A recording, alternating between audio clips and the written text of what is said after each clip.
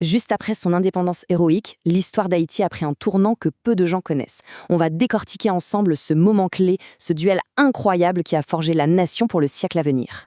Et oui, après l'assassinat de l'empereur Dessalines en 1806, le pays s'est littéralement coupé en deux. Les généraux ne se sont pas juste battus pour le pouvoir, ils ont créé deux États pour tester deux visions radicalement opposées du monde. C'était un choc frontal entre deux systèmes, avec l'âme de la première République noire comme enjeu. D'un côté, on a un roi obsédé par la grandeur, prêt à tout pour la construire. De l'autre, un président qui cherche la paix, même si ça veut dire tout donner. Allez, on plonge dans ce duel de titans. Voici donc nos deux champions. Au nord, Henri Christophe, un général de la Révolution qui se fait sacrer roi.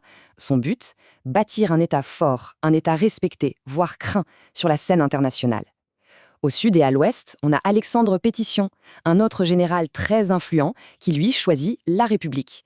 Sa vision est tout autre. Un État plus souple, qui achète la loyauté en distribuant la plus grande richesse du pays, la terre. Deux philosophies pour une seule nation en jeu. Alors, pour bien piger le modèle de Christophe, il faut comprendre un concept clé, le caporalisme agraire. Pour financer son royaume et ses projets fous, il a gardé le système des grandes plantations.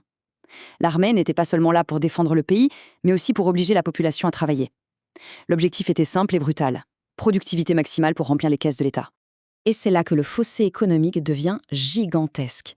Christophe se sert de la richesse agricole pour bâtir des symboles de puissance, comme la citadelle La Ferrière, pour prouver au monde entier ce dont les Noirs sont capables.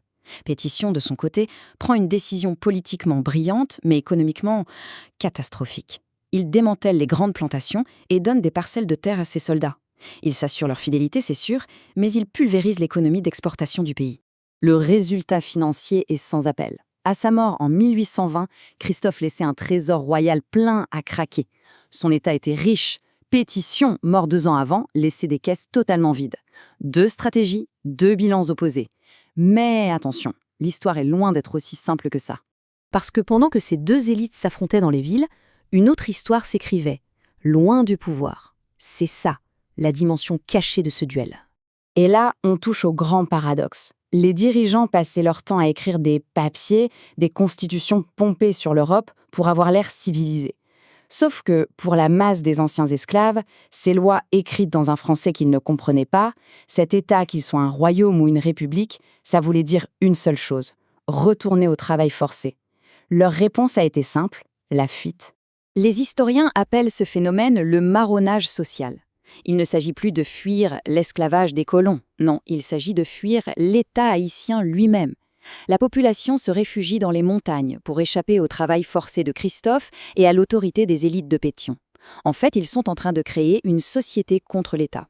Et au cœur de cette société alternative, on trouve le Lakou. C'est l'unité de base de ce pays en dehors, une sorte de grande communauté familiale, organisée autour d'un espace commun, avec ses propres règles, sa propre économie de survie et sa culture, en particulier le vaudou. C'est là que la vraie nation haïtienne se construisait, à l'abri de l'État officiel. Et là où ça devient vraiment fascinant, c'est que cette bataille ne s'est pas seulement jouée sur le terrain. Elle s'est aussi jouée sur le papier. La façon dont on connaît cette histoire aujourd'hui est, elle aussi, le résultat d'un conflit. En clair, pour comprendre cette période, il faut se demander qui l'a racontée, et surtout pourquoi. Deux historiens vont s'affronter avec deux récits complètement opposés des mêmes événements. Le premier, c'est Thomas Madiot. Dans les années 1840, il fait un truc absolument génial. Il part à la rencontre des derniers vétérans de la guerre d'indépendance encore en vie pour les interviewer. Il ne se contente pas des archives officielles, il va chercher la parole vivante, la vibration de ceux qui ont fait l'histoire. Et face à lui, il y a Beaubrun-Ardouin. 10 ans plus tard, il écrit sa propre version. Mais sa méthode, c'est tout l'inverse. Il travaille depuis Paris à partir des archives froides, des documents officiels, et il se méfie comme de la peste des témoignages oraux. Le résultat, Madiot raconte l'histoire du point de vue du peuple. Ardouin, lui, écrit une histoire qui justifie les actions de l'élite à laquelle il appartient. Deux méthodes, deux visions, deux histoires d'Haïti. Alors, au final, comment ce duel s'est-il terminé? Et surtout, quelles sont les conséquences qu'on peut encore voir aujourd'hui? Au 1820, tout bascule. Le roi Christophe se suicide après une insurrection et son royaume s'effondre. Jean-Pierre Boyer, qui a succédé à Pétion, saute sur l'occasion pour réunifier le pays. Mais attention, ce n'est pas une fusion des deux systèmes, c'est une victoire par chaos du modèle de Pétion.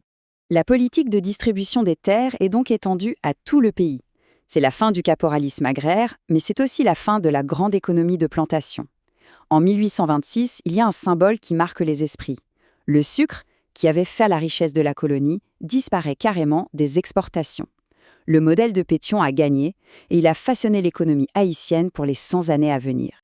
Et les conséquences de cette époque sont absolument fondamentales pour comprendre l'Haïti d'aujourd'hui.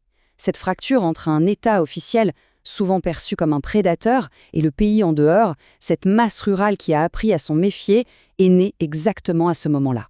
Cette idée que l'État est une chose à fuir plutôt qu'un partenaire, c'est l'un des héritages les plus lourds de ce duel. Alors la question finale, elle reste ouverte.